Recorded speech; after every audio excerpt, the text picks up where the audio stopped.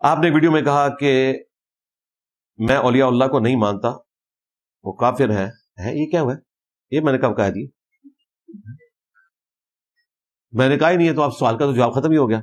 جو حضرت بکر صدیق کو نہیں مانتا کیا مسلمان ہے؟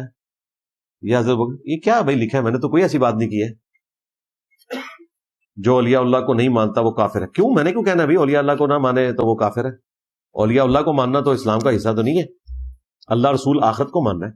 یہ آپ نے کس ویڈیو میں، کس کا سوال ہے بھائی؟ مجھے کلیئر کرے، کس ویڈیو میں اس نے سنا ہے؟ ہم نے تو کوئی ایسا دعویٰ نہیں کیا۔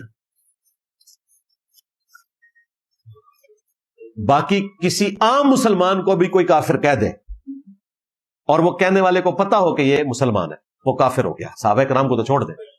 لیکن اگر کسی کو تعویل کی غلطی لگے اور وہ کسی بدری صحابی کو بھی کافر کہہ دے تو وہ کافر نہیں ہوگا، کیونکہ حضرت عمر نے ایک بدری کو کافر کہا تھا، بخاری مسلم میں، ابن ابی بلتہ کو۔